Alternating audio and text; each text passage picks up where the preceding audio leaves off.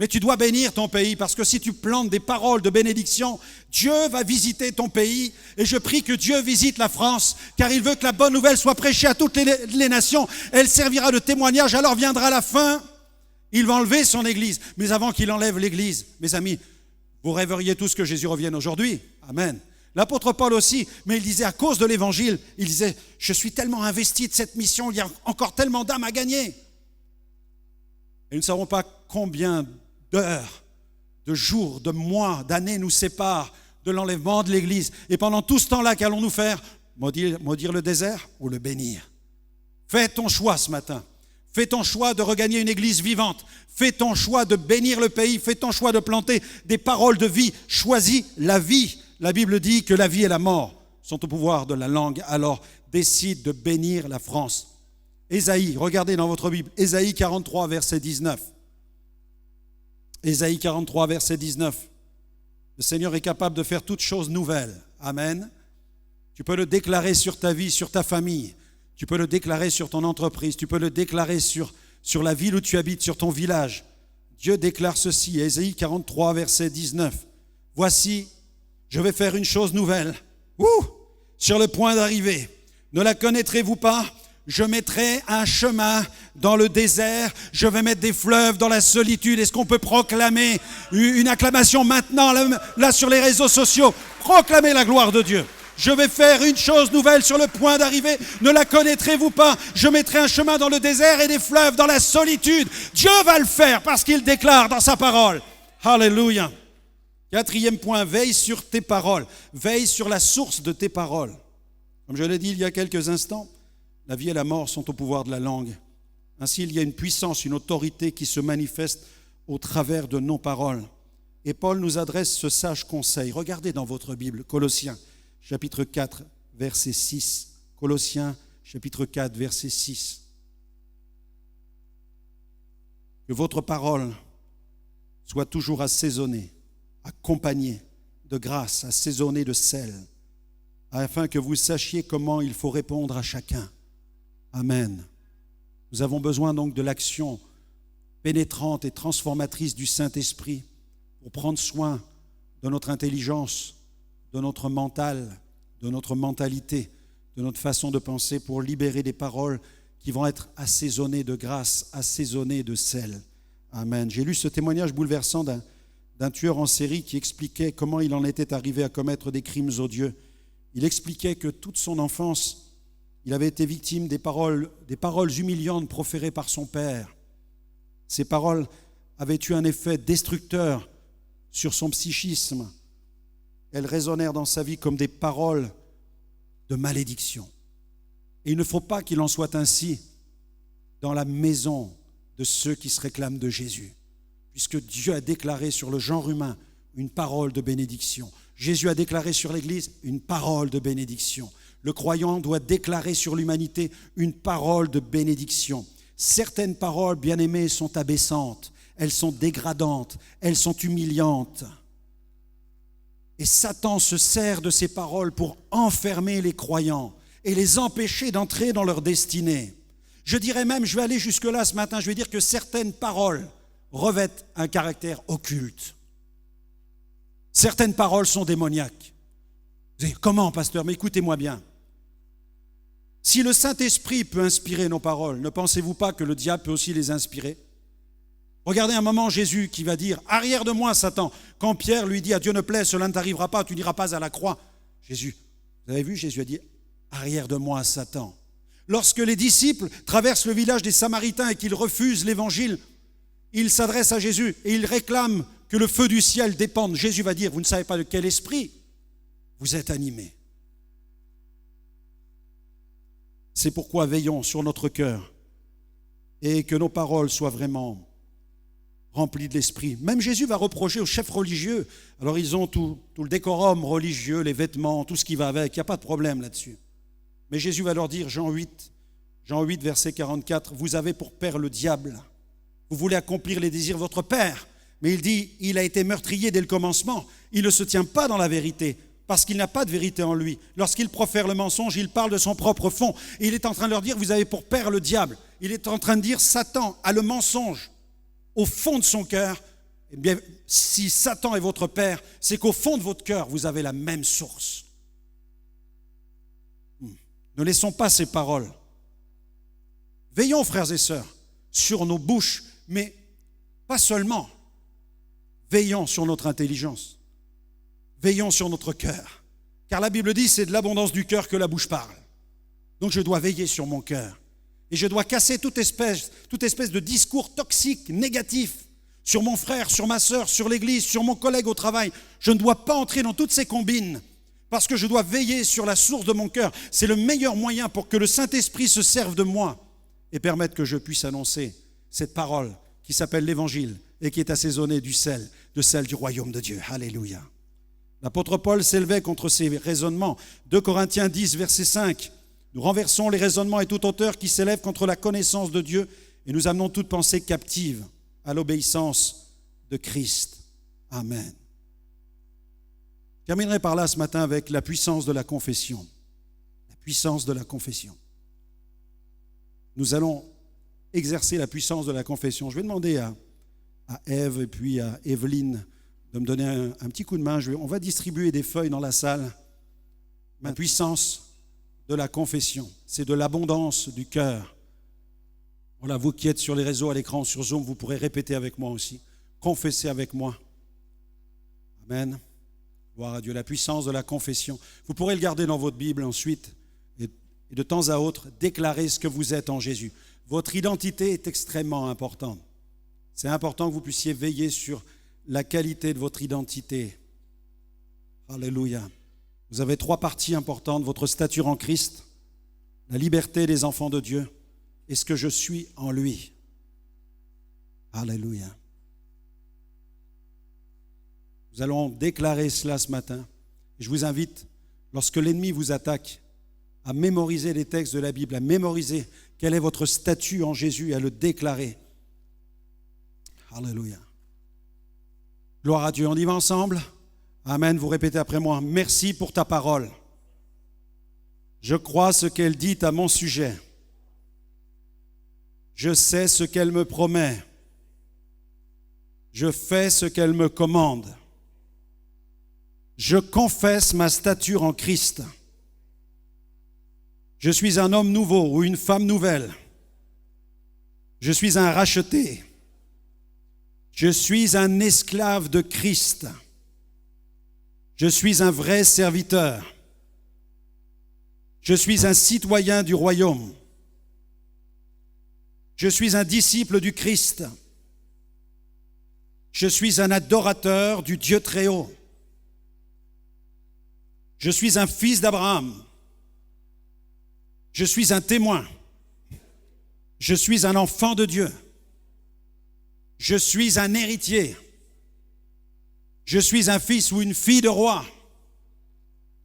Je suis un ouvrier, un agent du royaume. Je suis un ambassadeur de Christ. Je suis un ange intercesseur. Je suis un chrétien. Je suis un sacrificateur. Je suis un membre du corps de Christ. Je suis un membre de la maison de Dieu. Alléluia. Amen, on continue. Confessons maintenant, je vis dans la liberté des enfants de Dieu. À vous. Je suis appelé. Je suis béni. Je suis converti. Je suis élu. Je suis prédestiné. Je suis justifié. Je suis lavé. Je suis adopté. Je suis né de nouveau. Je suis racheté. Je suis réconcilié. Je suis sanctifié. Je suis sauvé. Je suis scellé. Je suis glorifié. Amen, on acclame le Seigneur. Voilà ce que je suis en Jésus. La liberté glorieuse des enfants de Dieu. Amen, amen, on continue. Est-ce que votre cœur y brûle là? Amen, on continue. Partie numéro 3. Confessez avec moi, je sais qui je suis en lui. Amen, amen, amen. Je suis une merveilleuse créature. Je suis le sel de la terre. Je suis une lumière dans le monde. Je suis un enfant de Dieu. Je suis attaché au vrai cep. Je suis ami de Christ. Je suis choisi et établi par Christ pour porter du fruit. Je suis esclave de Dieu. Je suis fils et fille de mon Père céleste. Je suis cohéritier avec Christ. Je suis un temple. Je suis une habitation de Dieu. Je suis un seul esprit avec le Seigneur. Je suis membre du corps de Christ. Je suis une nouvelle création. Je suis réconcilié avec Dieu. Je suis un saint. Je suis l'ouvrage, l'œuvre de Dieu. Je suis membre de la famille de Dieu. Je suis un prisonnier du Christ. Je suis juste et saint. Je suis assis dans les lieux célestes. Je suis caché avec Christ en Dieu. Je suis choisi par Dieu, saint et bien-aimé. Je suis un participant de la vie de Dieu. Je suis une pierre vivante. Je suis membre de la race élue, du sacerdoce royal et de la nation sainte. Je suis un étranger et un voyageur dans ce monde. Je suis vainqueur du tentateur. À Dieu soit la gloire, à Dieu soit la gloire. Proclame qui tu es en Jésus. Tu es une nouvelle création, je suis une nouvelle création. Dieu soit béni pour l'autorité que tu nous as donnée. Alléluia, on reste debout dans la présence du Seigneur. Nous allons prier maintenant. Nous allons partager la parole de Dieu ensemble et nous allons continuer sur ce sujet tellement fort de la puissance de la parole de foi. Dieu a une parole, vous savez, et quand Dieu parle, sa parole, elle est chargée d'une telle grâce qu'elle fait naître en nous la foi. Amen. Est-ce que vous avez la Bible avec vous ce matin? Est-ce que vous l'avez dans votre smartphone? Est-ce que vous l'avez avec vous au format papier peut-être? Montrez-moi votre Bible. Voilà, gloire à Dieu. Alléluia. Et on veut dire merci au Seigneur. Vous voulez confesser avec moi? Confessez avec moi. Merci Seigneur. Merci pour ta parole. Merci pour ta parole. Je crois ce qu'elle dit à mon sujet. Je saisis ce qu'elle me promet. Et j'obéis à ce qu'elle me commande. Alléluia. C'est vraiment la parole de Dieu. La parole de Dieu, elle a un pouvoir extraordinaire.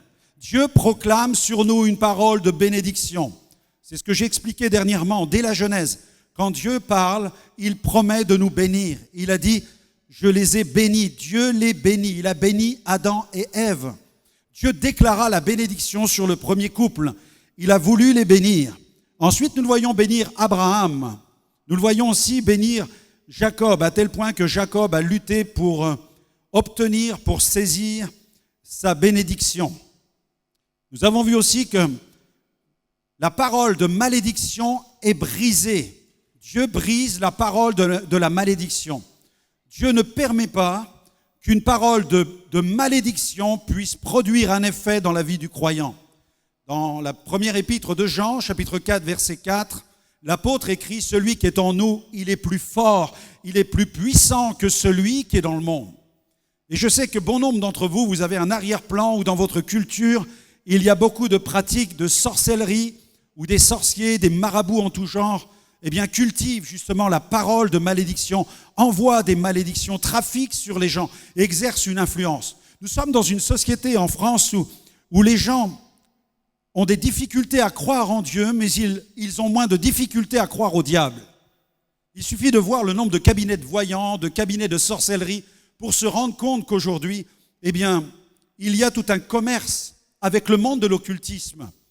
Et les gens n'hésitent pas à aller dans les cabinets de consultation, à payer des sommes faramineuses pour que des voyants prédisent des choses sur leur vie ou alors exercent des sortilèges sur la vie des autres pour influencer le cours de leur existence. Mais lorsqu'on parle de l'Église, il y a comme une forme de rejet de l'Église. Malheureusement, l'Église n'a pas toujours rempli sa mission. C'est pourquoi autour de nous, nos contemporains sont parfois allergiques à ce mot même « Église ». Quand on prononce le mot « Église », quand on prononce le mot « Bible », quand on parle d'un culte, quand on parle d'aller à l'Église pour entendre la parole de Dieu, on se rend compte que certaines personnes ne le supportent pas, ils n'en veulent pas. Ils ne veulent pas de la Bible, ils ne veulent pas de l'Église, ils ne veulent pas de Dieu. Parce que tout simplement, ils ont reçu les mauvaises informations concernant Dieu. Donc ils sont déjà formatés avec toutes sortes de clichés, de stéréotypes à l'égard de l'Église. Mais quand ils viennent dans un culte comme le nôtre et qu'ils entendent la Bible prêchée d'une manière tellement simple et qu'ils entendent des chants et qu'ils voient les chrétiens vivre le culte avec simplicité, avec ferveur, loin de tout formalisme, loin de toute espèce de tiédeur, de froideur, de conservatisme, tout à coup ils retrouvent goût à l'Église. Ou en tout cas, ils découvrent ce que c'est que l'Église. Ils découvrent que l'Église, c'est un lieu, l'Église vivante, c'est un lieu où le Saint-Esprit agit, où l'on peut faire des expériences avec Dieu, et bien plus, on peut le rencontrer. C'est pourquoi la parole que nous prêchons, c'est la parole de la foi, et nous voulons déclarer et vous rassurer ce matin que toute espèce de parole qui aura pu être prononcée contre vous, elle est brisée dans le nom puissant de Jésus. Amen, c'est ce que la Bible déclare. Toute arme forgée contre vous sera sans effet. Alléluia. Toute arme forgée. Vous savez, pour forger une arme, ça prend du temps. Il faut allumer un brasier, il faut une enclume, il faut faire chauffer du métal, il faut le porter jusqu'à la fusion et ensuite créer son glaive, créer son épée. Et avec cette épée ensuite, aller frapper quelqu'un. C'est une arme forgée. Et Satan prend son temps pour forger des armes.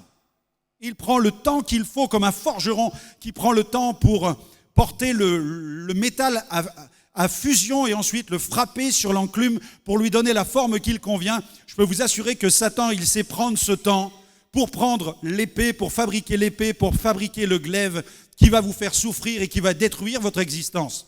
C'est pourquoi Jésus, en parlant de Satan, il a dit « Le diable ne vient que pour voler, pour égorger et détruire. » Mais il a ajouté « Moi, je suis venu afin que les brebis aient la vie et qu'elle l'ait en abondance. » Alléluia. Jésus vient pour donner la vie. Et l'épée qu'il nous donne, c'est l'épée du Saint-Esprit. Amen. L'arme forgée de Satan vise à vous détruire. Mais l'apôtre Paul, dans ses enseignements, quand il parle du soldat de Christ, il le décrit avec une épée à la main. Et cette épée, c'est l'épée du Saint-Esprit. Et Dieu nous enseigne à apprendre à proclamer la vie et à veiller sur nos paroles, afin que ce qui sort de notre bouche puisse être une parole de bénédiction, comme l'enseigne l'apôtre Paul dans Colossiens chapitre 4, verset 6, que votre parole soit toujours accompagnée de grâce, assaisonnée de sel, afin que vous sachiez comment il faut répondre à chacun. Amen. La puissance de la confession, nous l'avons même pratiquée la semaine dernière, lorsque nous avons déclaré ce que nous sommes en Jésus. La Bible nous parle, maintenant j'aimerais vous parler des paroles d'autorité et de la bonne nouvelle du royaume de Dieu. Nous sommes les envoyés de Dieu. Nous qui croyons en Jésus, la Bible dit que nous sommes devenus des ambassadeurs. Confesse avec moi, ambassadeur. Je suis un ambassadeur. Dis-le à ton voisin, tu es un ambassadeur de Christ. Amen, amen. Et la Bible nous parle des paroles d'autorité. Jésus prêchait la bonne nouvelle. Jésus prêchait la bonne nouvelle. Et dans le cadre de sa mission, où il prêchait la bonne nouvelle du royaume, nous découvrons dans la Bible que Jésus proclamait des paroles d'autorité. À plusieurs reprises dans les évangiles, nous voyons même Jésus commander à des démons de partir. Je ne sais pas si vous croyez au monde des entités, au monde des démons. Peut-être que vous êtes en train de vous dire, pasteur, c'est la première fois que je viens là, je vous entends parler des démons. Là, on est sur une autre planète. Vous ressemblez un peu à Harry Potter avec vos lunettes. Et vous dites, non, c'est pas possible, les démons, c'est une autre affaire. Mais je peux vous parler des démons, mais je ne vais pas vous en faire la promotion. Ma mère était sorcière, elle avait son cabinet de consultation. Et peut-être que vous pensez que je suis tombé dans la marmite comme Obélix quand j'étais gamin. Vous dites, mais lui, il est né dans une famille chrétienne, et puis à la maison, on lisait dans la Bible, il est allé au catéchisme, etc. Je suis allé au catéchisme, mais ça n'empêchait pas ma mère de pratiquer la sorcellerie. Et quand j'allais à l'église, les seules fois où j'avais des sentiments chrétiens, c'est pour aller y voler l'offrande du prêtre. Voilà les seules fois où j'avais des sentiments chrétiens. Voilà les seules fois où j'allais dans une église, c'était pour prendre l'argent qu'il y avait dans les troncs. Donc je n'avais pas du tout la foi en fait. J'avais une religion, j'avais fait ma communion, mais je n'avais aucune communion avec Dieu. J'avais accompli un rite, mais à l'intérieur, je n'avais pas de relation personnelle avec Dieu. Mais j'ai découvert l'Évangile, vraiment la première fois où j'ai découvert l'Évangile, c'est quand j'ai entendu l'Évangile prêché derrière un pupitre avec un pasteur qui a ouvert la Bible, qui m'a expliqué ce qu'il y avait dans la Bible. Et quand il a prié pour moi, là j'ai fait ce voyage au Niagara céleste. J'ai été délivré de la puissance des démons. j'ai vécu cette délivrance. Je sais ce que c'est que d'être tourmenté, d'être possédé. Mais je sais ce que c'est aussi que de rencontrer Jésus d'une façon tellement personnelle que vous réalisez, que vous comprenez qu'il existe vraiment, qu'il est réel, qu'il vient de venir vous rencontrer, que là, il vient de vous délivrer. Vous avez rencontré Jésus de la même manière que vous rencontrez un membre de votre famille, que vous allez manger avec lui dans un restaurant. J'ai rencontré Jésus de cette manière, d'une manière aussi réelle que cela, tangible en fait. Dieu se révèle de façon tangible. Il veut nous toucher de façon tangible et il le fait par sa parole. Et Jésus prêchait la bonne nouvelle, il prêchait la bonne nouvelle du royaume de Dieu. Et dans le cadre de cette bonne nouvelle, il chassait les mauvais esprits du royaume des ténèbres. Et il le faisait par sa parole. La parole de Jésus était tellement remplie du Saint-Esprit que les démons étaient obligés d'obéir à ses paroles d'autorité. Regardez ce que nous lisons dans la Bible. C'est pourquoi, si vous n'avez pas la Bible, j'aurai plaisir à vous l'offrir. De cette manière, vous pourrez vérifier si ce que nous vous disons à partir de cette estrade est conforme à ce qui est dans les Écritures.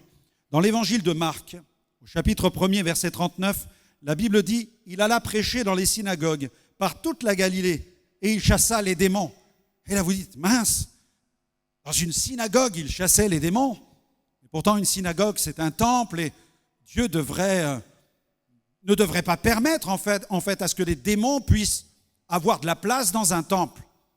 Eh bien, ce que nous devons comprendre ce matin, c'est que Dieu ne désire pas régner dans des murs, il veut régner dans nos cœurs. C'est pourquoi Paul a enseigné, il a dit, vous êtes le temple du Saint-Esprit, parce que l'Esprit de Dieu habite en vous. Alléluia.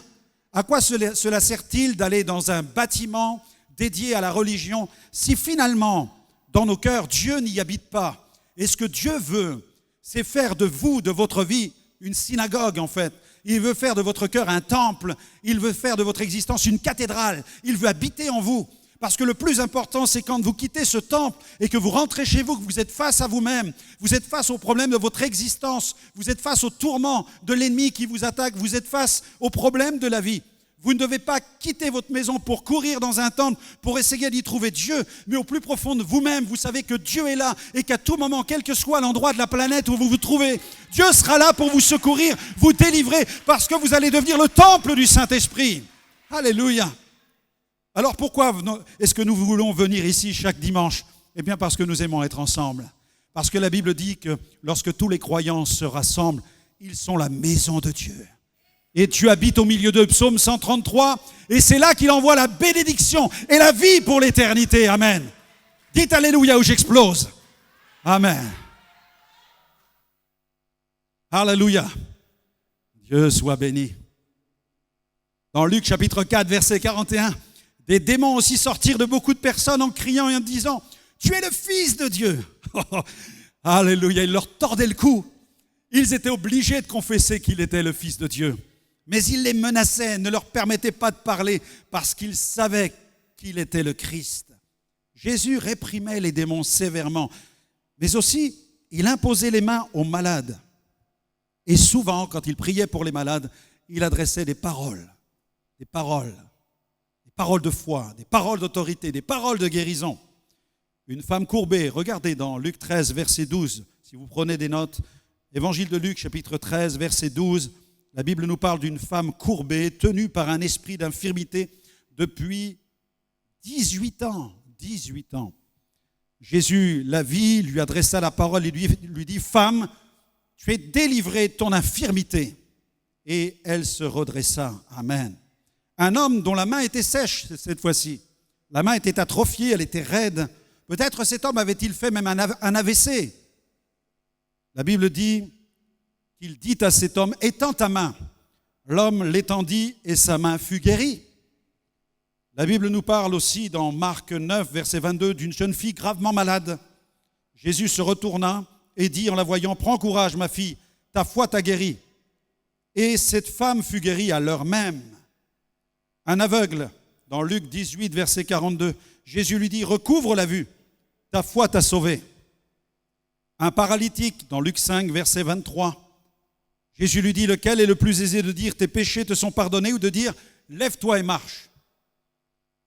Et les religieux se sont indignés en disant, mais qui donc peut pardonner les péchés comme cela? Seul Dieu peut pardonner les péchés. Et nous sommes tous d'accord, seul Dieu peut pardonner les péchés. Mais Jésus est fils de Dieu. Il est l'émanation de Dieu. Il est dans le Père et le Père est dans le Fils. Et Jésus, face à la foule et face à cette masse de chefs religieux, Jésus a dit, afin que vous sachiez que le Fils de l'homme a le pouvoir sur la terre de pardonner les péchés, je te le dis. Et il s'adressa au paralytique, lève-toi et marche. Et le paralytique s'est levé et il a marché. Alléluia, par la puissance du Saint-Esprit. Vous savez, au début de mon ministère, j'ai commencé à croire vraiment à la puissance miraculeuse de Dieu. J'avais été moi-même délivré. Et j'ai commencé à sillonner l'Est de la France avec un chapiteau de 200 places. Et j'ai vécu des moments improbables, des situations improbables dans des villages en France où j'essayais de gagner les âmes au Seigneur. C'était un chapiteau avec 200 chaises.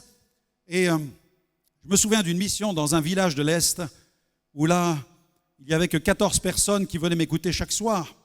Et je peux vous assurer qu'il fallait vraiment la foi pour rester.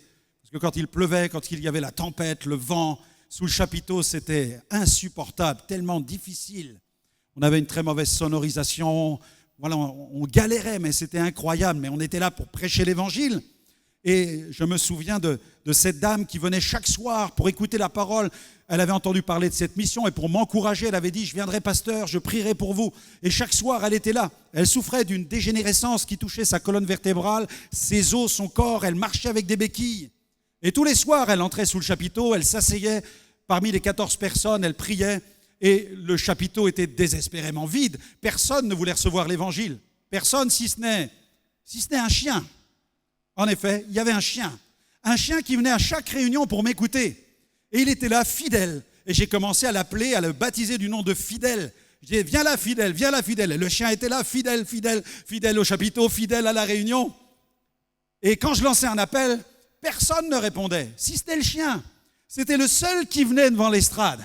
Je disais, viens Jésus. Et comme il entendait ma voix qui disait, viens, le chien répondait, il venait devant et il sortait sa langue devant moi, devant l'estrade. Ça faisait rire tout le monde, mais moi, ça ne me faisait pas vraiment rire. J'étais plutôt déprimé. Je me disais, mais c'est vraiment une catastrophe, ce fiasco. Et je disais, mais je suis devenu un prédicateur pour chiens. Il n'y a que les chiens qui répondent à ma prédication. C'était la catastrophe. Alors, à un moment, la dame, à la fin de la réunion, elle s'est levée, puis elle est venue sur le devant. Et quand elle est venue avec ses béquilles, elle marchait difficilement. Et je me suis dit, elle va me demander de prier pour elle.